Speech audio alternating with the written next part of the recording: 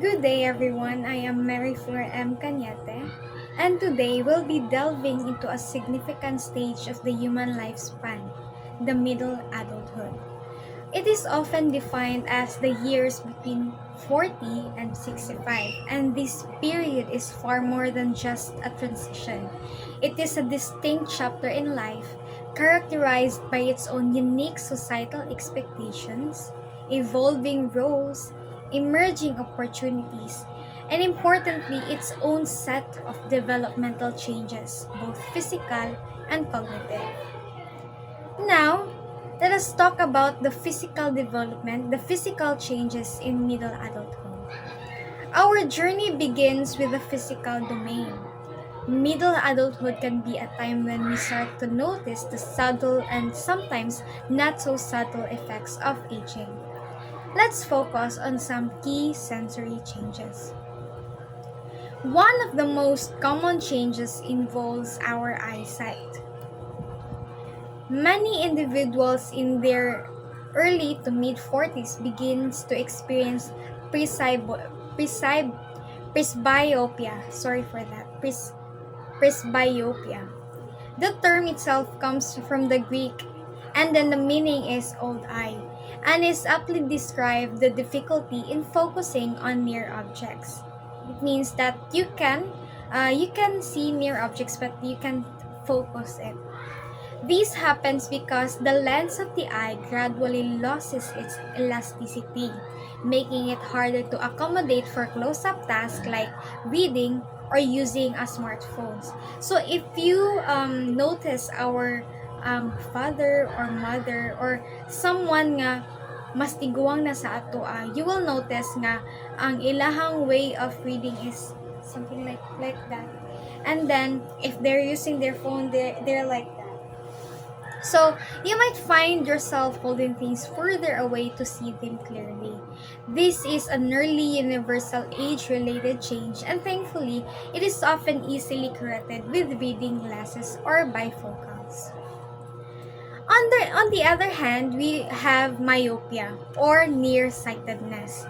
This is the ability to see close objects clearly while distant objects appear blurry.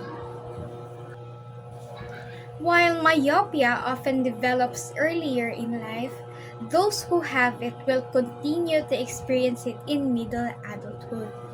Inter- and, uh, Interestingly, research suggests that its development is likely a combination of both heredity factors, meaning it can run in families, and also environmental influences potentially linked to increased focus on near work during your younger age. Moving on to another crucial sense, the hearing. A common age-related hearing change is presbycusis. This is a slow and progressive loss of hearing that typically affects both ears. It's primarily due to the gradual degeneration of the delicate hair cells within the inner ear, which are responsible for transmitting sound signals to the brain. One of the first signs of presbycusis is often difficulty hearing high-pitched sounds. This might mean struggling to hear a phone ringing, the beeping of microwave, or even the higher frequencies in speech like the S and the TH sounds. These can sometimes make it challenging to understand conversation, especially in noisy environment. It's important to note that while high-pitched sounds are affected, the ability to hear lower-pitched sounds often remains relatively intact in the initial stages. The causes of presbycusis are varied, ranging from our genetic makeup and prolonged exposure to loud noises to certain medical conditions and even some medications. Moving on, while changes in vision and hearing are prominent, middle adulthood also bring other physical transformations. Let us now examine the fascinating interplay between our sense of smell and taste. So, research suggests that sensitivity to both begins to decline around midlife.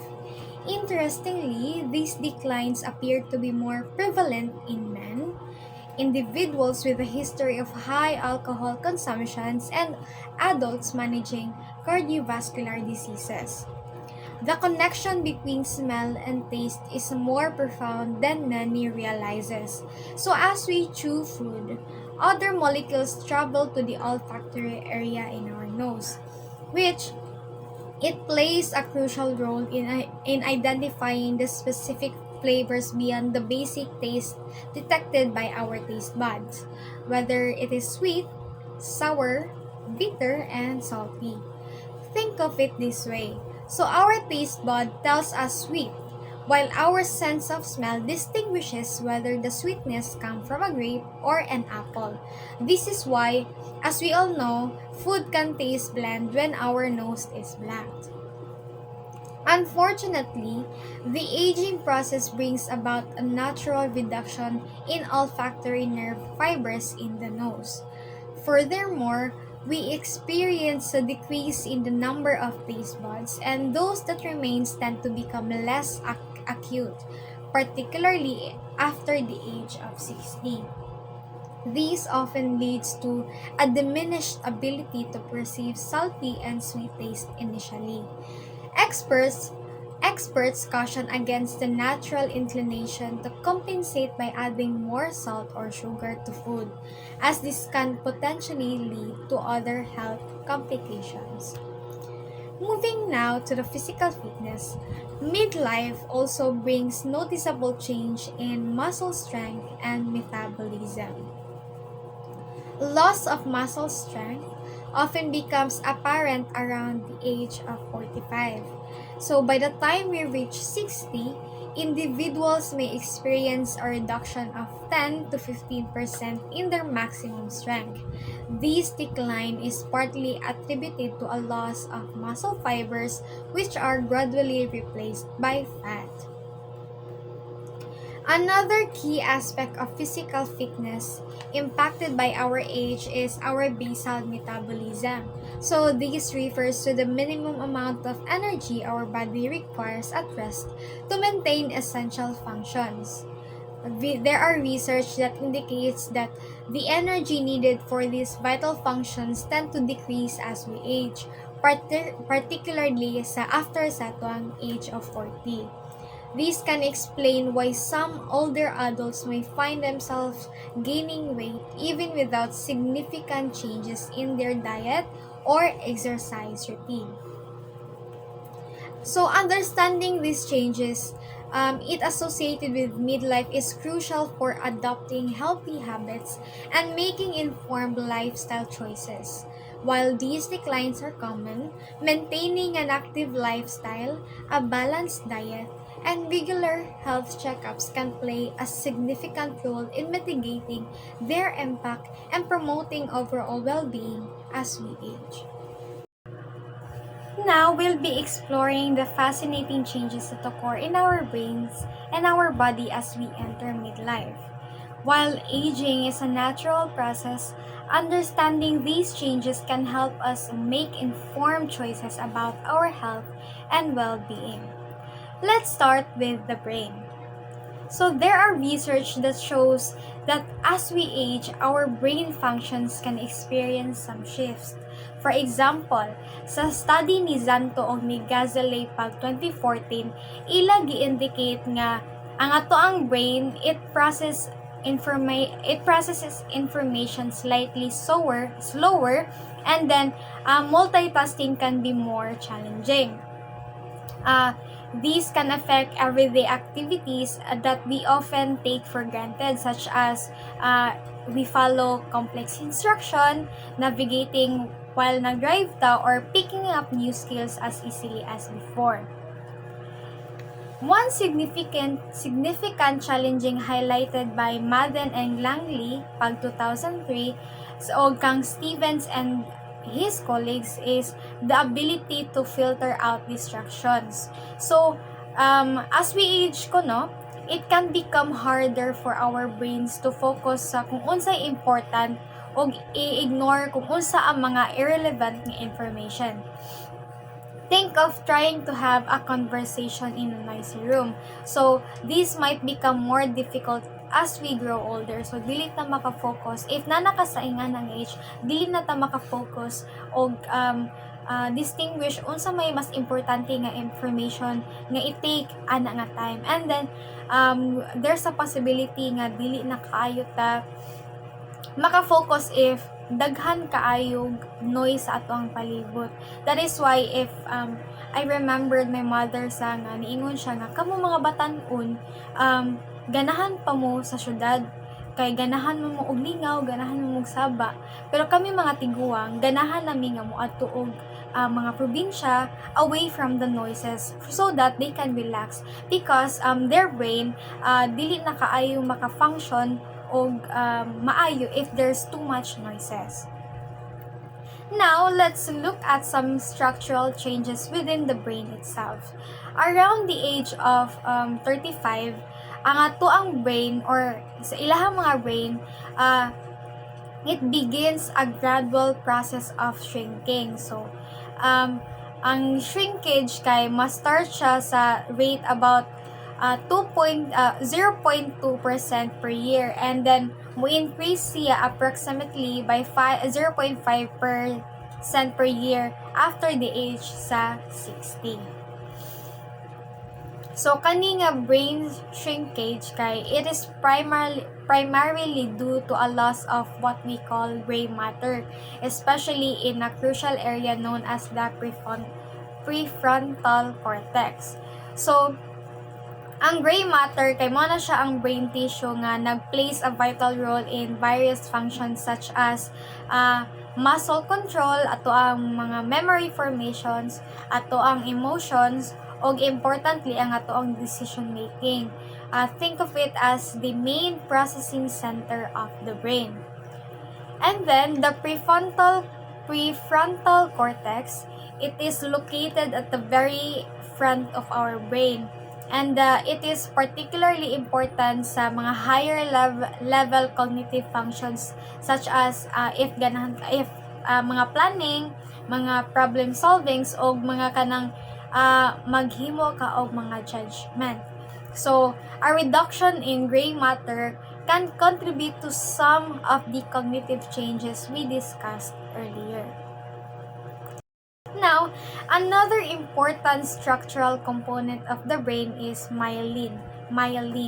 So, ang myelin is mo na siya ang fatty substance nga mo form og protective sheath around sa ato ang long fibers of nerve cells nga called axons. So, mo na siya gidiscuss na ni nato siya sa ato ang introduction to psychology.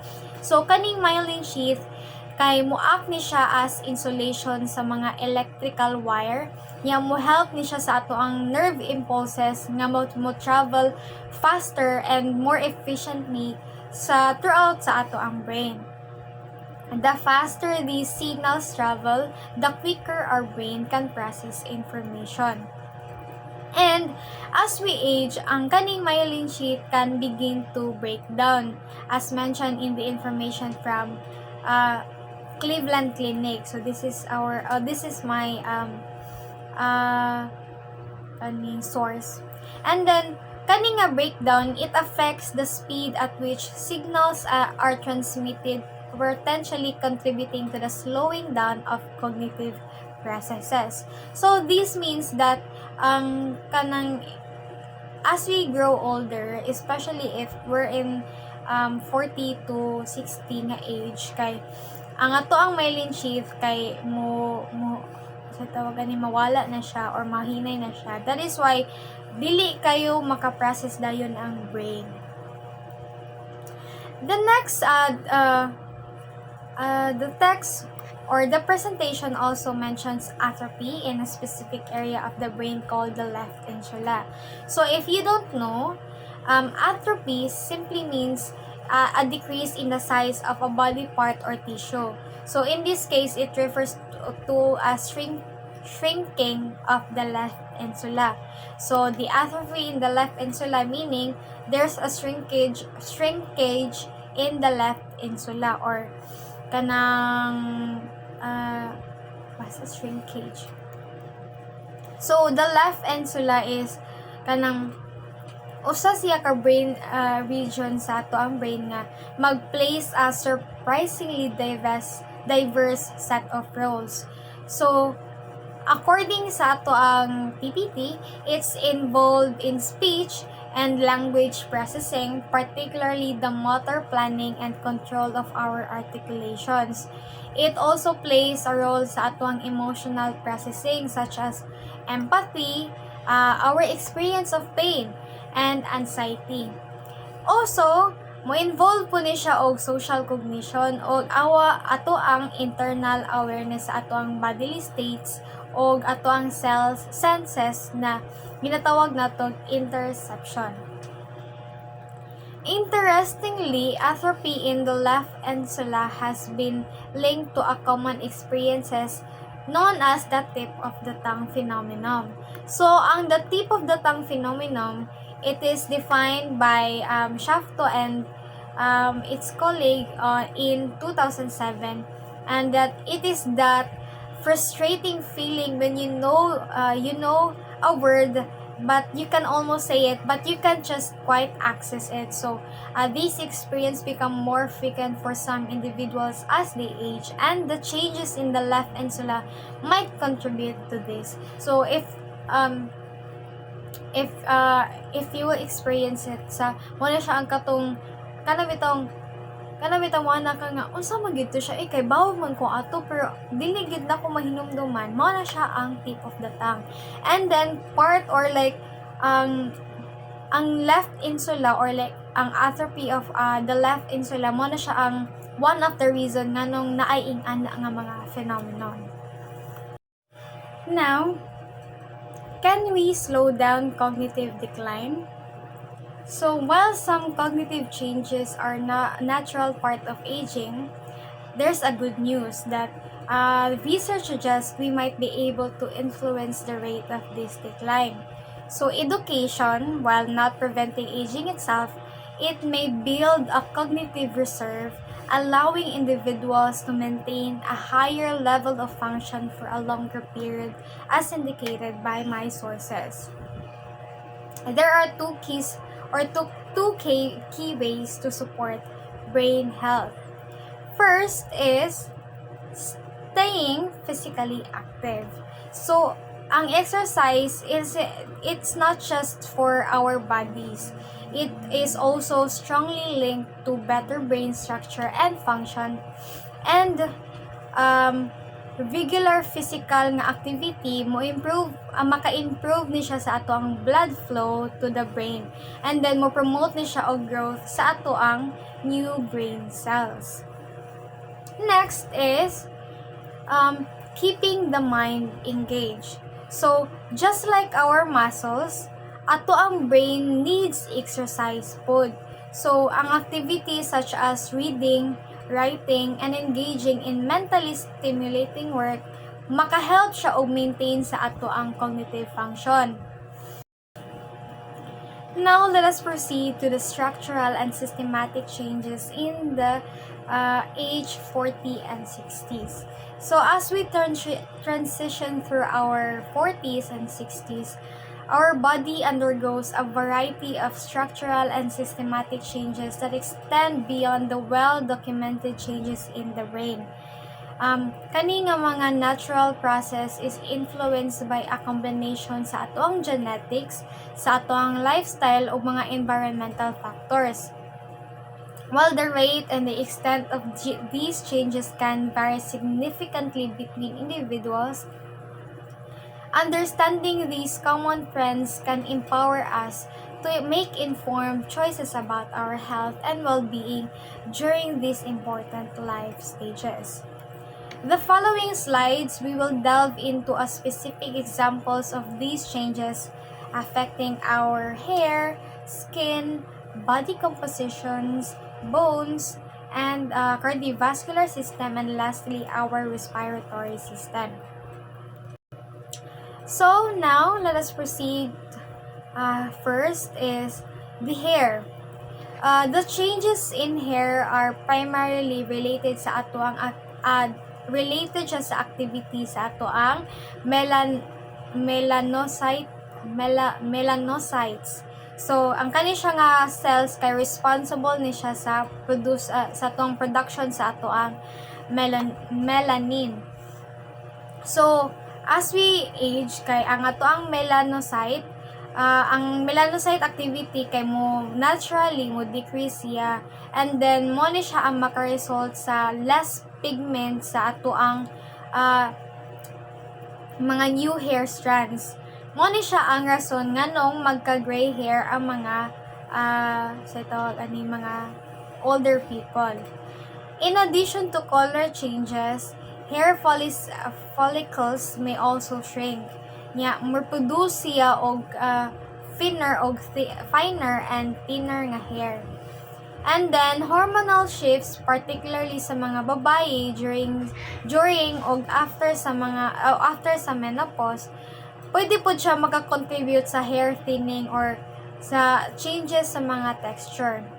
Sa men, kay this period can also be associated with male pattern baldness, a genetically influenced condition. So if makabantay mo na ay mga tiguang nga mga lalaki nga bald na sila, especially sa ilahang middle part sa ilahang head. Next is the skin.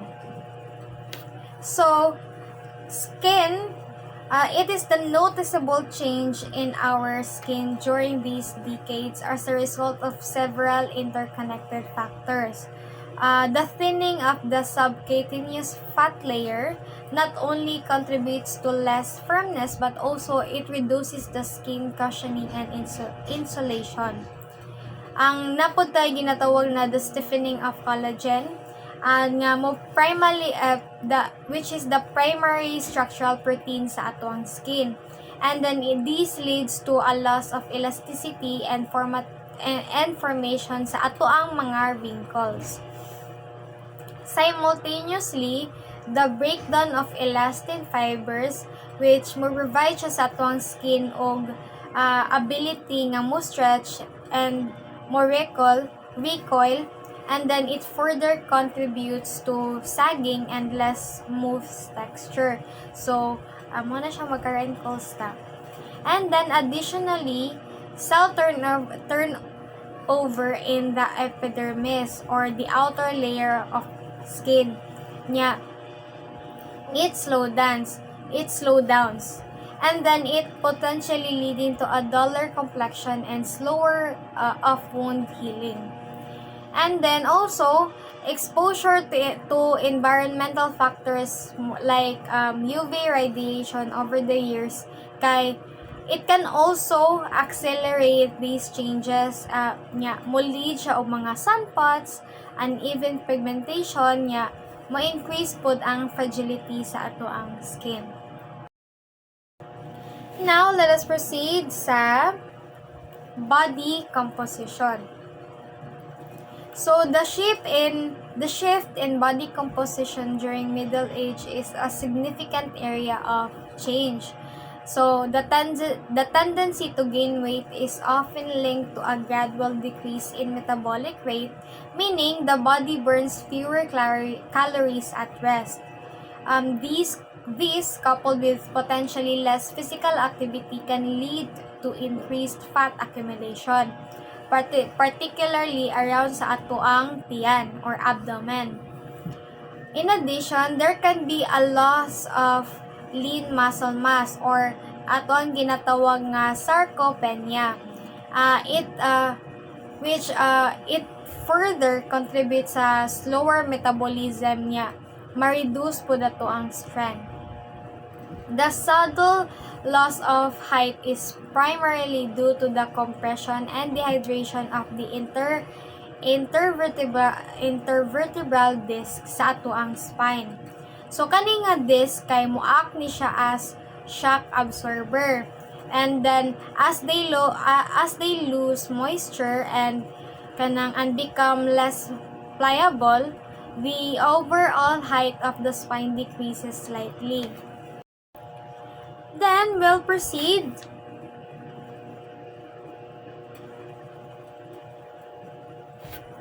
sa atoang bone. So, ang atoang bone kay our bones are dynamic tissues that are constantly being remodeled, with old bone being broken down and the new bone being formed. Atoang bone density kay typically peaks in our 20s and 30s, and then it establishes our peak bone mass. So after 20s and 30s, ang balance sa atoang shifts kay and atoang bone resorption kay mo gradually exceed from bone formation, and then mo ni siya ang lead to a natural decline sa atoang bone density. So kani nga process mo accelerate siya sa atoa if may edad na ka og 50s and 60s, particularly og especially sa women, due to kanang sa atoang hormonal changes nga mo associate sa atoang menopause, nya specifically mo decrease sa atoang estrogen, which plays a crucial role in bone health. Kani nga significant loss of bone density kay mo dramatically increase ni siya og risk sa osteoporosis, which is a condition nga mo characterized by weak, porous bones that are highly susceptible to fracture, especially in hips o spine o sa atoang wrist. Next is our heart. So, the cardiovascular system also undergoes important changes in these decades.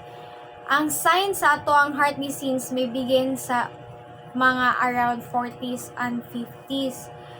Kanang tungod sa gradual thickening and stiffening sa atoang arteries. So, ang kaninga process, it involves the build-up of plaque which can narrow the arteries. Nya, mo reduce siya sa atoang blood flow, nya, mo increase siya sa risk of high blood pressure, heart rate, heart attack, and stroke. Additionally, ang atoang heart muscle kay mo less efficiency over the time. So, by the time we reach 65, ang atoang heart aerobic power or atoang kay mo reflect siya sa atong ability to pump oxygenated blood to the muscle during exercise. And then, mo decrease ni siya by as much as 40%. Kani nga reduction kay mo lead ni siya sa decreased stamina, niya mo increase ato ang fatigue during physical activity. And then, if you will notice, na mga kanang ubang tiguwa nga gamay lang nga lihok, kaning maghangak na, ingana. So, mo na siya ang rason. Lastly is our lungs. So, ang ato ang respiratory system, mo experience po siya og age-related changes. So, our vital capacity, the maximum amount of air we can inhale and exhale, typically starts to decline around age 40. It is because the lung tissue become less elastic and the chest wall becomes stiffer. So, ang kani nga decline maka-decrease siya og up to 40% by the age of 70. Nga tungod ani nga reduction sa ato ang lung capacity, maka-lead na siya sa feeling of shortness of breath during exertion or kanang, and it make it more difficult to perform strenuous activities such as running or anything strenuous activities. While kani nga decline is naturally part of aging, factors like smoking, ang air pollution exposure o kanang underlying lung condition kay maka-significantly accelerate pud siya sa kani nga process. So, regular light to moderate exercise and avoiding respiratory irritants maka-help ni siya og maintain sa ato ang lung function. Now, let us proceed to the sexuality and reproductive functioning. First is the infertility. So, midlife also brings changes in our reproductive system and sexual functioning. Infertility is defined as the inability to conceive after 12 months of unprotected intercourse, and it can be a concern for some. So, there are many causes of infertility. In women,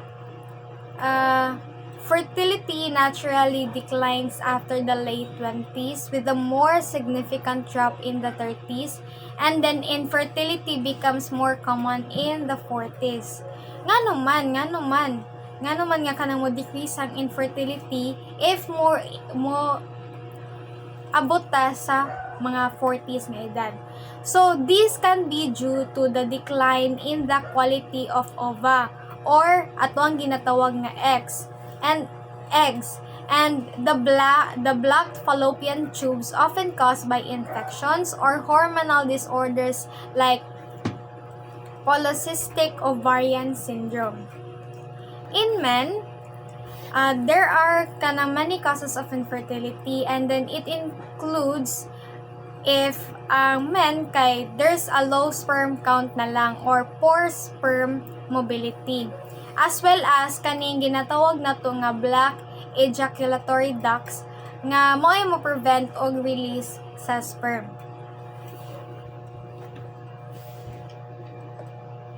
So there are environmental factors that affects our fertility.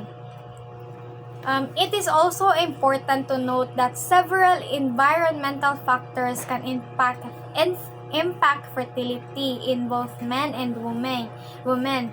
And mo include niya ang obesity, ang smoking, and potentially stress, and caffeine if ganahan ka coffee, alcohol of course, and also pollution.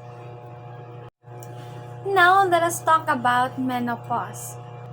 We will now focus on the female experiences, a key milestone for women in their middle years, and it is called menopause. As stated, menopause marks the permanent end of ovulation and menstruation. This isn't a sudden event, but it is officially recognized after a woman has experienced 12 consecutive months without a menstrual period.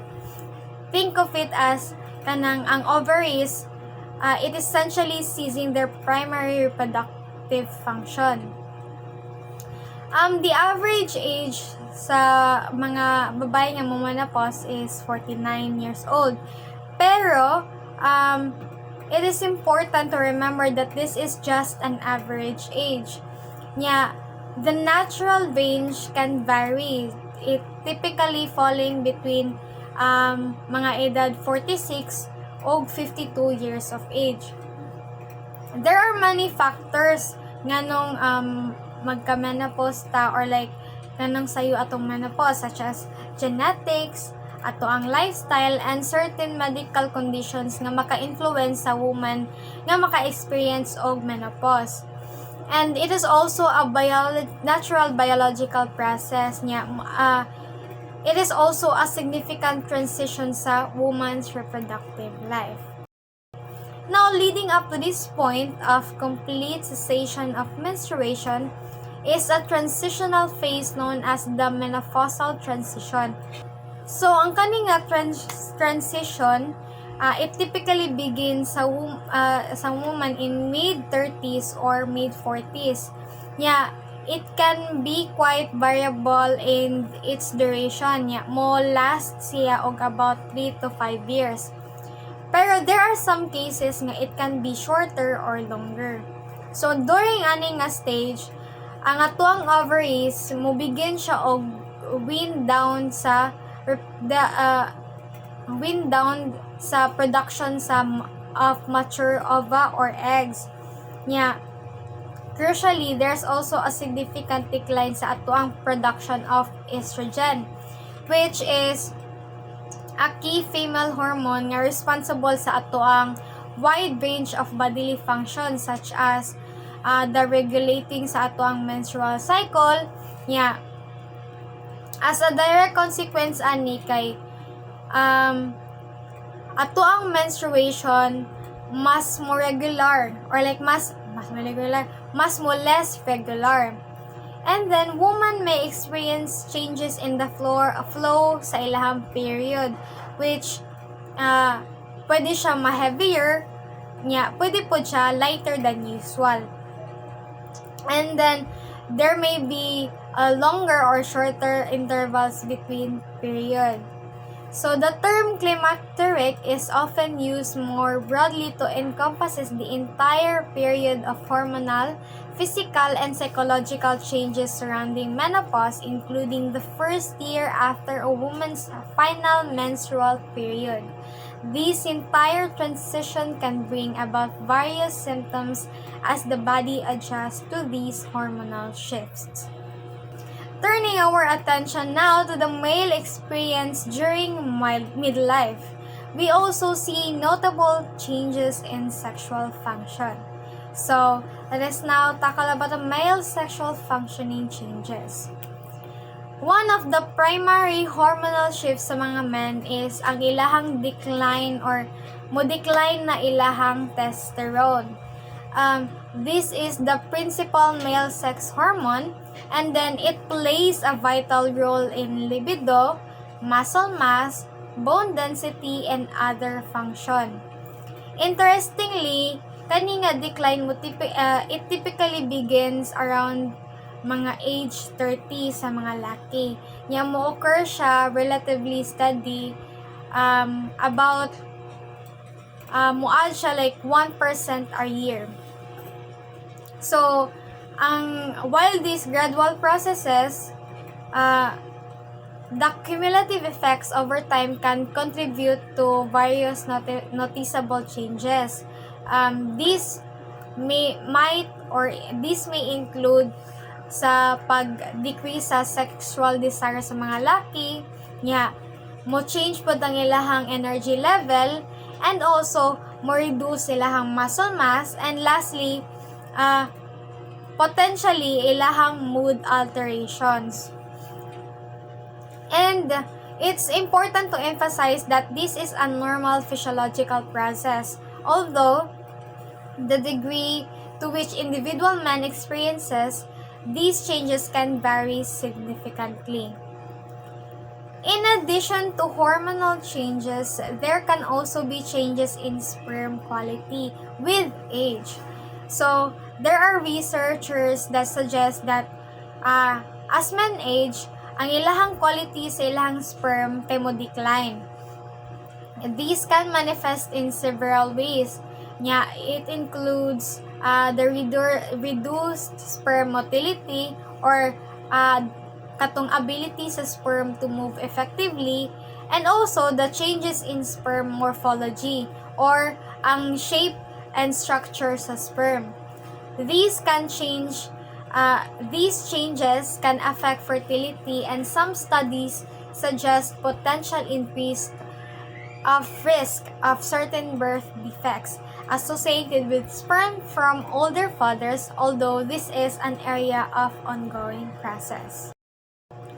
And then, my last topic for this reporting is erectile dysfunction or ED.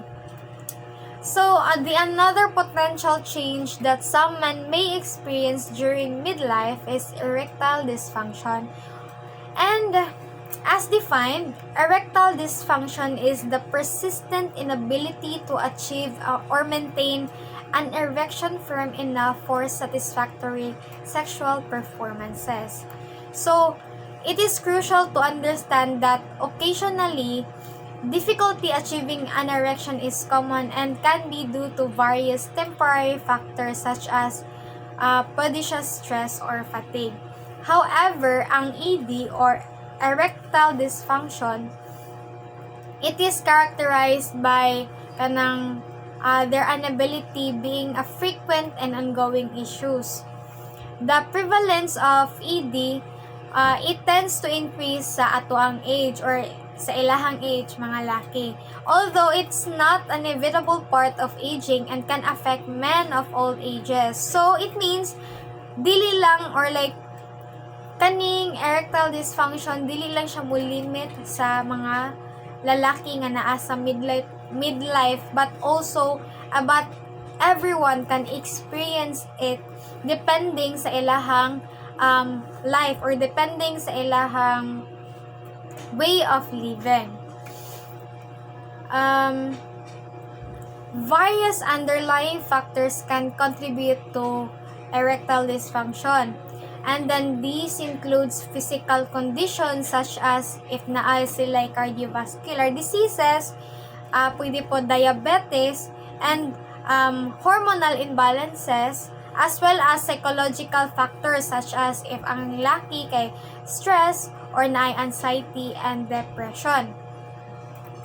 Lifestyle choices po such as smoking and excessive alcoholic consumption pwede po siya makakos og erectile dysfunction. And it is important for men to experience for men experiencing persistent ED to seek medical advice, as it can be a symptom of an underlying health issues and there are often effective treatment available. That's it for my reporting. Hope you understand.